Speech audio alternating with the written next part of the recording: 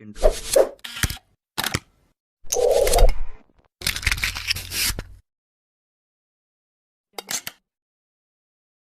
Our topic is all about the structural system for transmitting loads. So, paano ba yung system kung saan i-design mo yung isang structure? So, ito is mahalaga lalo na kapag nagkaaroon ka ng or gumagawa ka ng structural analysis. So, doon sa susunod na slide, these are the different floor framing system. So, meron tayong option if your roofing is made of slab or is made with roof or roofing materials. Okay, so next slide. So this is the option 1. So yung iyong floors or yung iyong pinakabubong that is made of a roof slab. And then roof slab, the load in the slab is transmitted papunta dun sa mga beams. And from the beams, ito is dadalhin ng ating mga columns. So depende yan kung ilang story yung iyong structure, but ang magiging sequence niya lang is itong unang tatlo. Depende sa kung ilang story nga yung structure ng ina-consider natin. So, slab, beam, column. Slab, beam, column. Hanggang marating niya yung pinaka-footing or yung foundation ng structure. And then from there, i-consider mo rin yung pinaka-ground or yung base na pagpapatungan ng whole structure mo, which is the soil.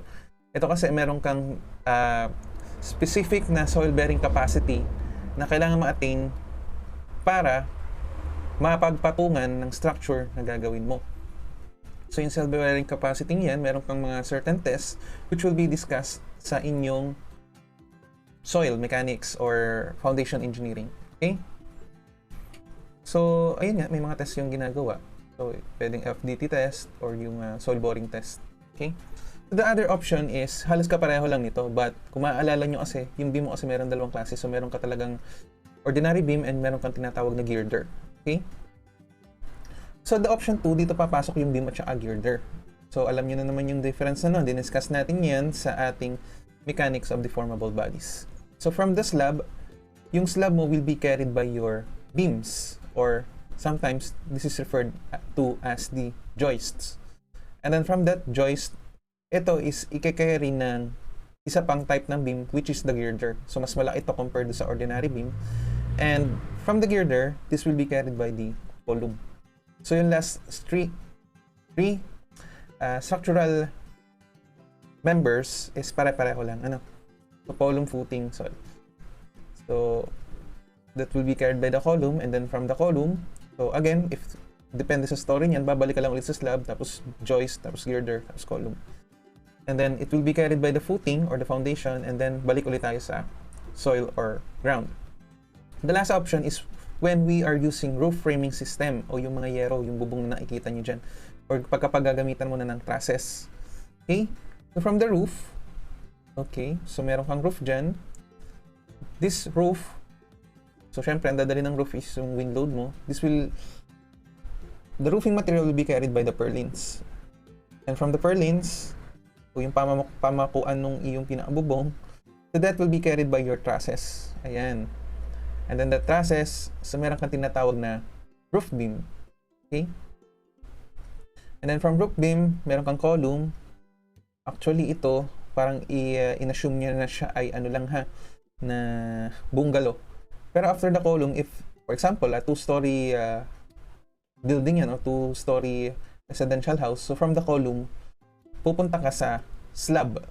And then beam, girder, column, slab, beam, girder, column, tapos tsaka ka pala magpo-footing. And then, balik tayo dun sa soil. Okay. So next slide, we will now define yung dalawang klase ng slab. So ang slab mo kasi meron tayong tinatawag na one-way and the other one is two-way slab. So there's a specific condition from where kailangan mo meet yung condition na yun para ma-classify mo is if one-way slab or two-way slab yung iyong structure. Okay, so for one-way slab, meron tayong ginamit itong formula from where yung M, that will be equals sa S over L. So ano ba yung S mo? So yung S, for example, this is your slab. So yung S mo, that is denoted by the short wing.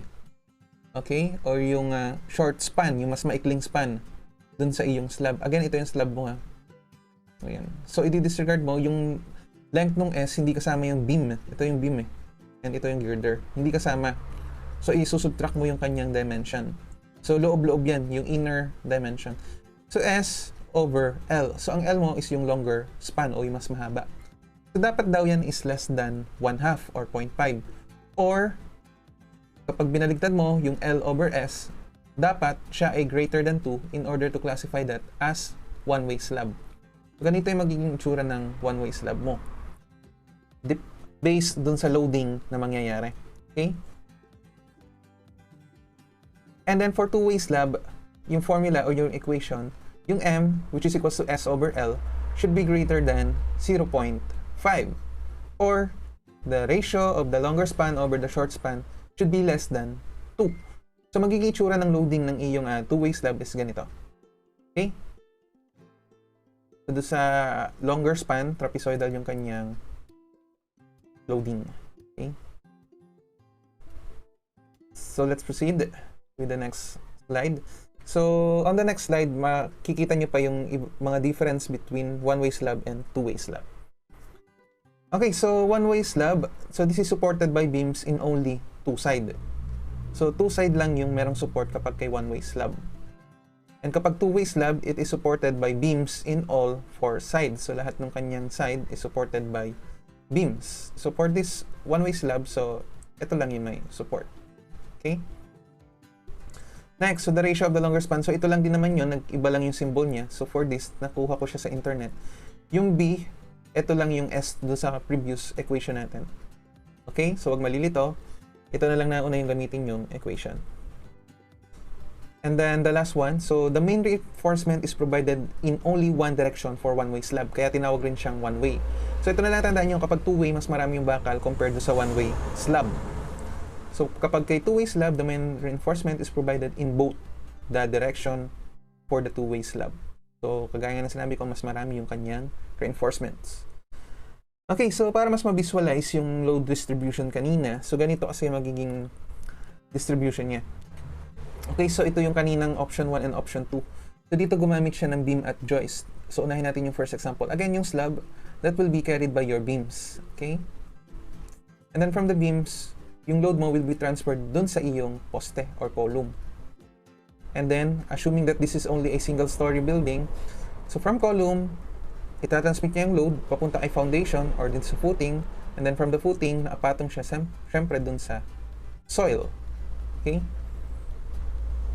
So the other option is kapag gumamit ka ng beam or joist. So ano lang yan, nadagdagan ka lang ng isang structural member.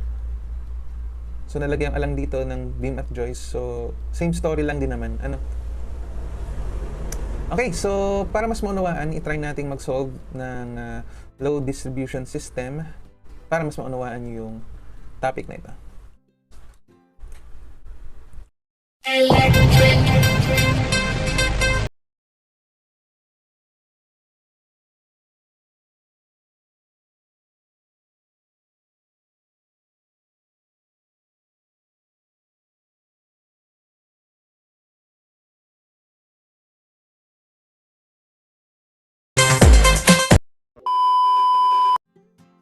Okay, so let's start with an example problem. So basahin natin guys. The floor system of an apartment building consists of a 100mm thick reinforced concrete slab. So ito is yung slab mo resting on 3 steel floor beams. So ito yung beams which in turn are supported by 2 steel girders as shown. So itong ACE, BDF, that is your girder. And given yung cross-section of the floor beam and the girder, which are 11,800 square meter and 21,100 square meter respectively. So pinakita naman dito yung kanyang area. Determine the dead loads acting on the beam CD and the girder A. So we are required to compute for the dead load on the following member. So itong si CD and at the same time yung girder AE. Okay.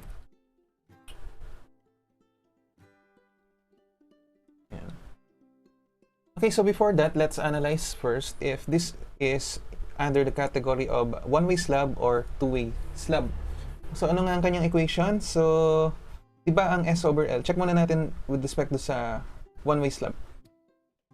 So for one-way slab, ang ating equation will be equals to So, gawin ko na lang one-way slab. Sulitan ko lang yung sulat ha, kasi very limited lang yung space natin. Medyo mahaba yung solution. Ito may clip pa, pero yung sa mga susunod na problem, medyo malaki. So, S over L, from which yung ating S is what? Ano ba yung short span natin? Yung 3.6 over 7.5. So, dapat siya is less than 0.5 to satisfy the first condition. So, check natin. So, that is equivalent to 3.6 divided by 7.5. Okay, so the first condition is met. So, 0.48. And then yung isa, so, I think, ano rin naman to, papatak na under this category, one-way slab. Kasi, tinignan ko pa lang, sa tingin ko, one-way slab na siya. Taray.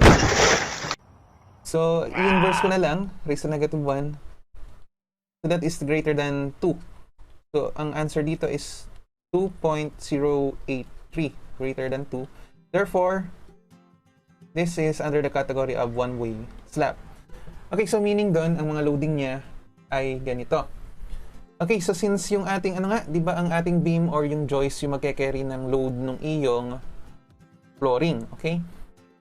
So, unahin muna natin si CD, okay guys ha? So, si CD, para makompute yung loading niya, di ba pag one-way slab, kalahati-kalahati lang, hindi mo i-consider yung trapezoidal loading. So, consider mo natin si CD. So, ito, kalahati nitong, ito yung slab eh, yan, yung nasa loob ng beam. Alam niyo to, parang na-discuss rin naman natin to sa mechanics of deformable bodies. Yung kalahati niyan, okay, sorry. Kalahati. So, yung kalahati ng slab na to, itong portion na to, gawin ko na nga to. So, ayan, yung shaded na yan, yan is i-carry nitong si CD. At the same time, yung kalahati nung isang side, so siya rin yung magdadala. Okay? And, meron pa tayo ditong beam. So, therefore, yung kalahating natira for this slab, ang magdadala is yung ating, ano ba magandang kulay? Ito. So, magdadala niyan is si beam AB. And yung kay EF, ang magdadala niyan, ito. Ang dadalhin niya pala ito. From where yung AB mo is just the same as EF. Okay?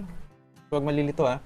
But before that, we need to analyze first yung uniform load na i-carry nung ating bawat beam or joist. But before that, i-compute natin yung kanyang i-carrying load. So, I think hindi pala nasama dito yung kanyang unit weight ng mga materyales. So, i-check ko lang sa pinagkuhanan ng problem. Okay guys, so hinabol ko lang, ito yung kanyang magiging properties. So, yung unit weight ng concrete, which is in unit of weight per volume, so that is 23.6 kN per cubic meter. So, nagkamali lang dito ng encode si Sir Jake, but itong bottom is in terms of cubic meter. And for the steel, that is 77 kN per cubic meter. So, unahin natin muna yung sa concrete ha, para dito sa mga slab na to. Okay, so i-drawing mo muna natin, or sige, diretso na natin ano. So, enlarge lang natin tong CD.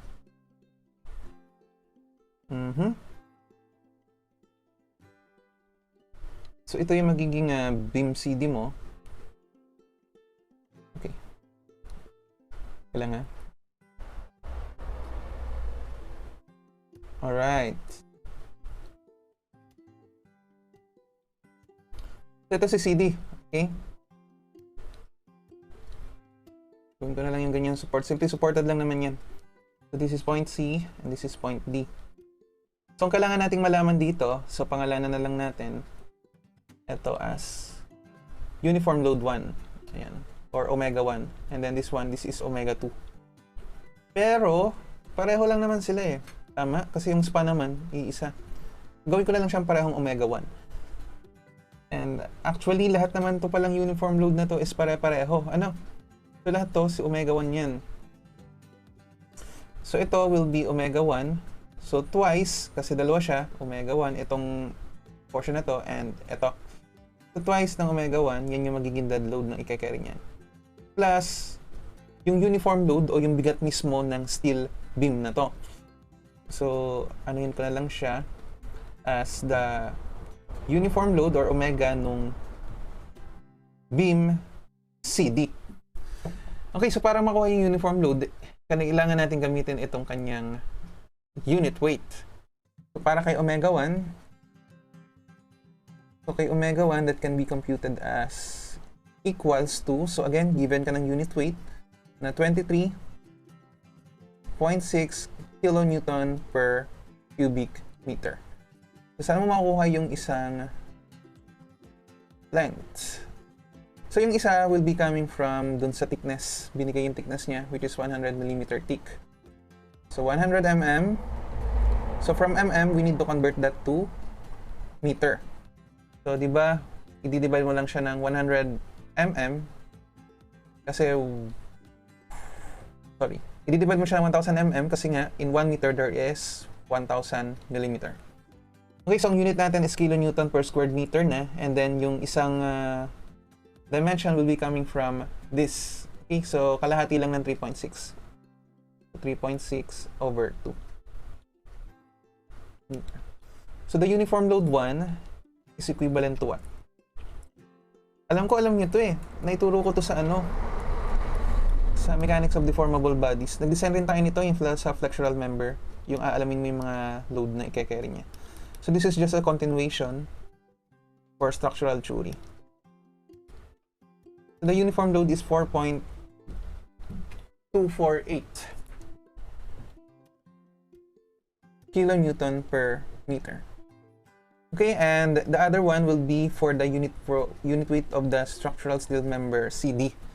So I think binigay yung cross section ni CD. Ayun. So given ang kanyang unit weight ng steel, which is 77 kilonewton per cubic meter, and ang sabi, yung cross-sectional area ng floor beam is 11,800 square millimeter. So, i-multiply mo lang ng 11,800 square millimeter. But then again, we need to convert that to meter. So, in 1 meter, there is 1,000 mm. Squared mo lang. Okay, so what is the uniform load CD? So, that is 77 times 11,800 divided by 1,000 squared. The answer is equivalent to 0.9086. 0.9. Check ko lang ha, baka nagkaka. 0.9086 kilonewton per meter. Okay, so ito, the total load of this. So, i-replace na natin to ng ganito. So, i-multiply mo lang ng 2 yung 4.248. Ito. Multiply by 2. And ito, i-add mo. So, 0.908 plus 4.248 times 2. Okay. So, we have 9.4046 kilonewton per meter. Okay, so meron na tayong dead load. Yung load na kine-carry, which is a uniform load na CD. Okay, so I think we can now solve for the reaction C and reaction T. Kasi nga, kakailanganin natin siya kapag kinompute or hinanap yung uniform loading or yung load na kine-carry nitong si girder AE. So, pangalanan ko na lang tong RC. And ito, pangalanan ko siyang RD. Okay? But as you can see here, siya naman ay uniform load lang. So, ibig sabihin paghahatian niya lang itong uniform load na to. Symmetrical, simply supported. So, yung RA mo will be just equals lang din kay RD. Sorry, ito RC is equals lang kay RD. So, nung span nito, so this is 7.5. So, the span of this is 7.5 meter. So, by inspection alone, I could say that RA is equals to RD, which is equals lang sa 9.4046, and then multiply by the span, which is 7.5, and then paghahatian ng dalawa, so divided by 2. So what is the answer for RA and RD? Guys, minamental na natin to, no? Hindi na kayo kids, hindi na kayo bata. So I'm hoping na kaya nyo na rin yung ginagawa natin. So times 7.5 and divided by 2. So the reaction they carried is 35.2 2673. 2673 kilo Newton. Okay, so this time, i-consider naman natin si AB and EF. So, pareho lang din naman yan. So, sige, ipakita na rin natin. So, you have here, oops, pindot ko na naman yung button. So, you have here, ayan. So, you have here simply supported beam. Kung saan yung AB, what is this? So, ito will be carrying the load. Again, yung RA mo. So, kapareho lang siya ni RE. Pero yan, pare-pareho na yung RA, RB, RE, RF. RE. And ito is si RB. And equals lang din siya kay RF. Guys, ito ha, pareho lang sila ng beam na yan. Kasi pareho lang sila ng dead load na kine-carry. So, aside from this uniform load omega 1, so i-carry niya lang din yung weight ng kanyang beam o itong WCD. So, ibig sabihin yung W omega CD is pareho lang ng value kay omega AB and omega EF. So, the load they are carrying is omega 1 plus yung unit weight o yung uniform load because of the unit weight of the steel. So, gawin ko na lang, omega CD lang din. Pare-pareho lang din naman sila na beam. Okay? So, iisa naman ang size niyan. So, iisa lang din yung uniform load na kina-carry nila. So, alamin natin kung ano yung kanyang equivalent value. So, ito is equals lang saan? So, pindutin natin. Ma-compute na naman natin kanina. So, that is 4.248. So, 4.248 plus yung unit weight ng steel or yung CD. Yung uniform load. So, 0.9086. So, that is equivalent to 5.1566. So, 5.1566 kilonewton per meter. Okay, so if you're going to solve for that, so again, yung RA mo is equals lang kay RE, which is equals to RB, and which is equals to RF. So knowing that this span is again 7.5 meter,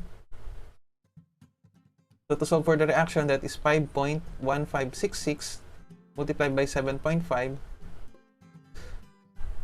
and then divided by 2 since dalawang support yan. So what is the answer? Kopyahin ko na lang na ganun. So 5.1566 times 7.5 and then divided by 2. So the answer is 19.3373. So 19.3373 kilonewton. Okay, so I think we can now solve for this ACE. So ano magiging ano mo lang doon? Itsura ng iyong figure. So yung ACE mo, ganito yung magiging itsura ng kanyang beam. So gawin ko na lang green color. Ito yung girder pala, sorry. So para kay girder AE. So first, meron kang uniform load because of the girder. So yung girder mo, binigay yung kanyang cross-sectional area. So pareho lang din naman silang steel. So ito yung gagamitin mo rin sa kanya. And aside from that, so dito, di ba sa point A, meron kang beam. Ito. So tapat-tapat lang. So, meron ka ditong reaction. So if you're going to analyze that, kung dito pataas, di ba dito, pataas. Again, yung beam nakapatong kay girder. So, kung pataas yung reaction mo dito, dito, pababa. Law of equilibrium. So, this is RA. And sa gitna, meron kang RC.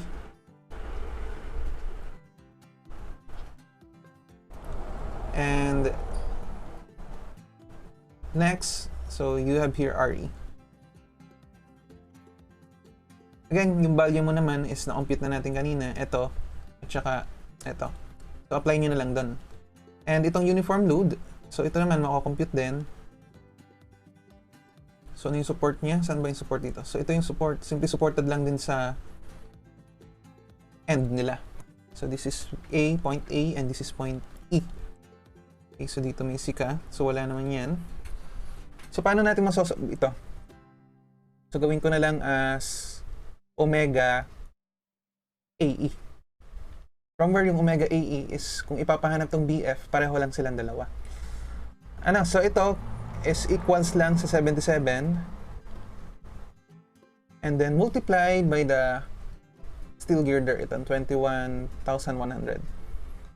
So times 21,100, kaso naka ano siya, naka mm squared. So i-convert mo siya to meter. So paano mo siya i-convert? So ito ay i-divide mo lang ng 1,000 squared. So divided by 1,000 squared. So the omega AE is equals lang kay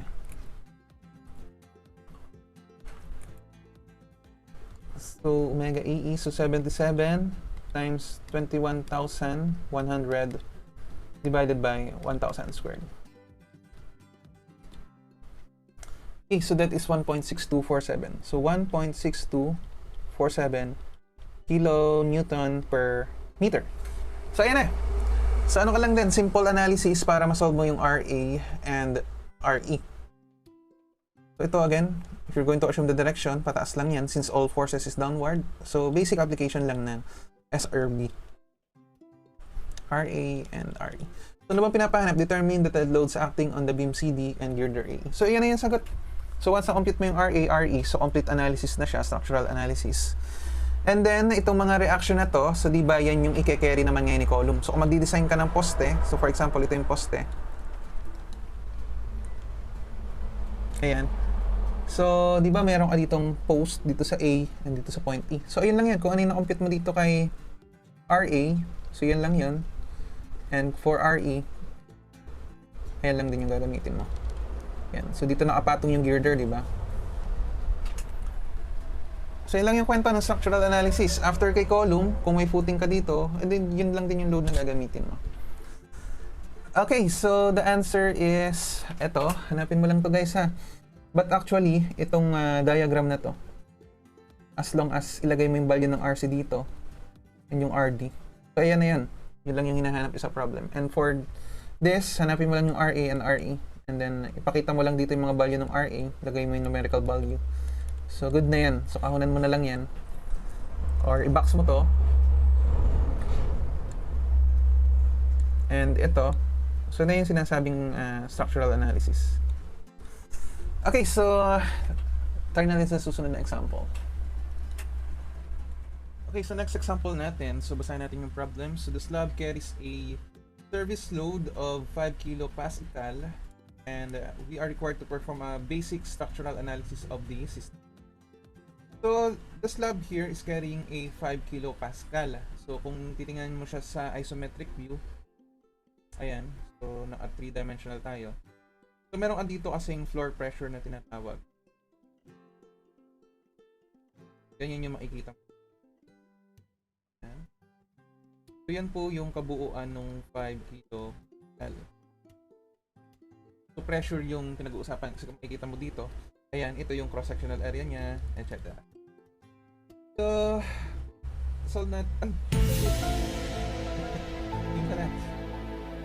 Okay, so, trying ko lang ulit to. So, the initial step, or the first step that we need to do is to determine if this is under the category of one-way slab or two-way slab. But by inspection alone, kasi kung maaalala niyo yung previous problem natin, ang isang span kasi nito is equivalent lang kay 2 meter. And yung height niya, o yung long span, that is 4.5 meter. So definitely, if you're going to check the sige, solve na nga natin. Kasi marami na tayong oras. So, di ba S short span over the long span is equals to 2 divided by 4.5. So, is it greater than, equal, or less than 0.5? And yung long span over short span, so that is equals to 4.5. That is equals to 4.5 over 2. So that is greater than, equals, or less than 2. So para dito sa unang equation, so gamitan natin ng calculus. So 4.5, 2 divided by 4.5. So that is 0.4. 0.4. So that is less than 0.5. So So this is under the category of one-way slab. Then yung other conditions, i-inverse mo lang. Actually, kahit di mo na nga i-check. So that is 2.25.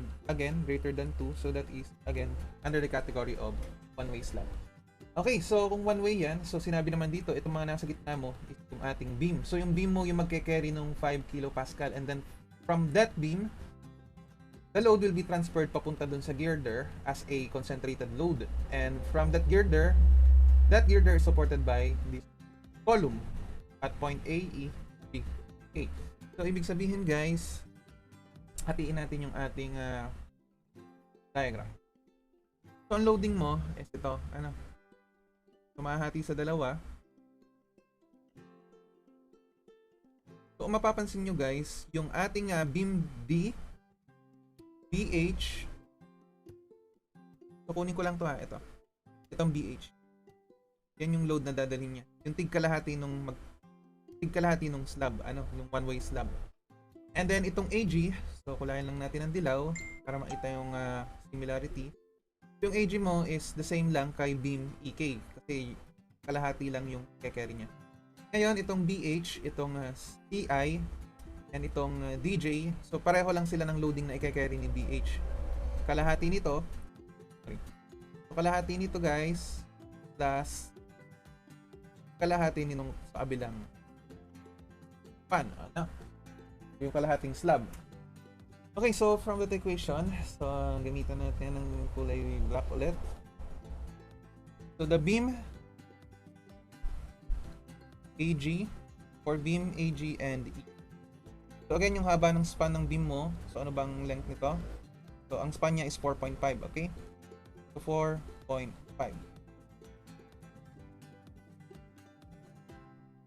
Kulat pa. So this is 4.5.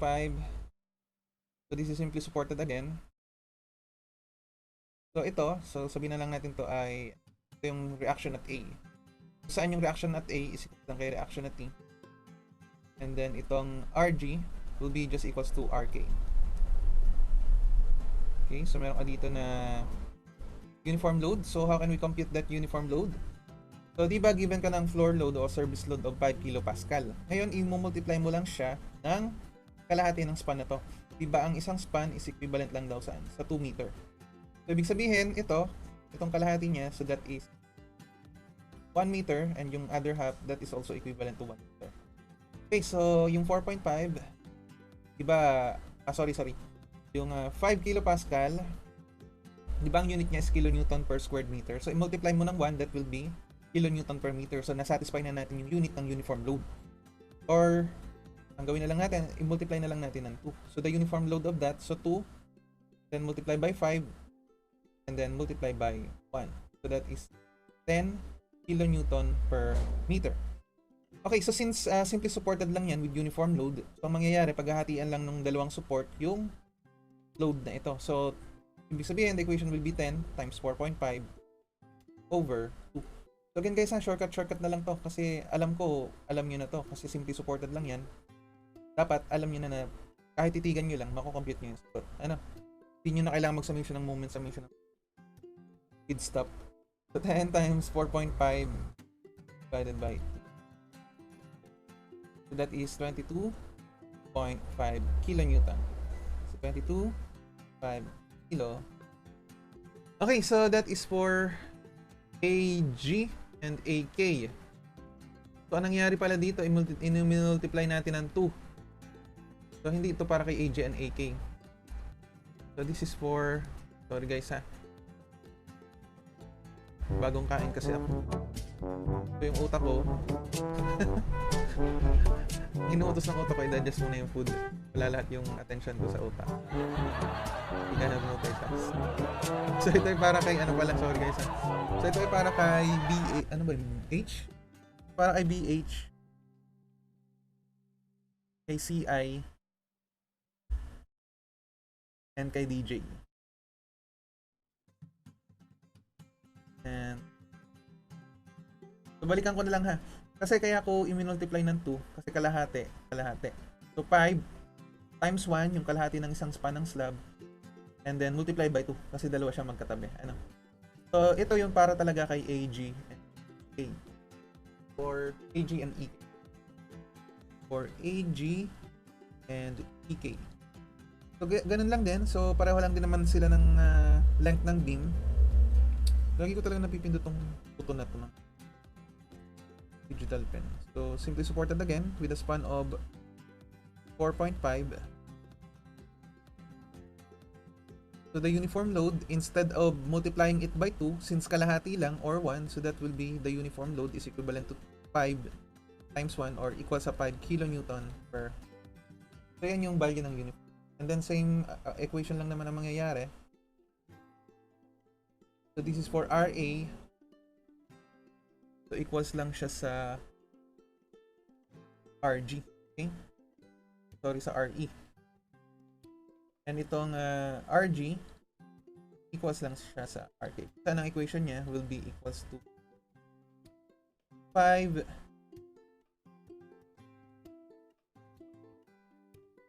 times 4.5. Ganun lang din sa kabila. 5 times 4.5 over. So what is the uniform load? What is the load carried by this port? So 5 times 4.5 over 2. 5 times 4.5 divided by 2. So that is 11 kilo. Okay, so i-correct lang natin to kanina. Ito nga ay hindi nga siya si RE at RE. So this will be equals dun sa RB. RB is RC sa RD. Isa, ito ay RH equals to RI equals to RJ. Okay, so since we're done with the beam now, we will now solve for girder. Gawin na lang natin girder AE. Kabuuan na. For girder AE and girder GK. So mangyayari lang guys, so ang length na ng girder mo, so again, simply supported lang yan, and then yung support na yun, yan na yung column. So dyan itatransmit, yung makukuha nating reaction, yun yung load na i-carry no. So ano nga yung reaction sa A? So di ba dito meron kang RA which has a value of 1125, and sa kabilang dulo meron kang RE. Okay, so ang load niya is 11.25 din, RE, which is equals to 11.25. Etong RA 11.25 din. And then meron ka dito point B, point C, and point D. So A, B, C, D. From where yung isang span is equal sa 2 meter. So 2 meter yan, 2 meter yan, 2 meter to, and then 2 meter to. And the load is the reaction at B, C, D, which is equivalent to 22.5 kilonewton. 22.5 kilonewton, 22.5 kilonewton. Okay guys, so yung loading mo, since symmetrical naman yan, ang gawin na lang natin, symmetrical, di ba? Pag-add din na lang natin yung mga value ng concentrated load na yan, and then i-divide natin sa 2 kasi itong dalawa lang naman to ang maghahati. So in short, the reaction here will be equals to 11.25 times 2 kasi dalawa siya, plus 22.5 divided by 22.5, tatlo, di ba? So times 3, 90, so divided by 2. Okay, so ang load pala na kine-carry ng bawat poste is equivalent to 45 kg. So ito yung kakailanganin natin kapag magdi-design na tayo ng poste o yung polo. Okay guys, so let's proceed with the next topic.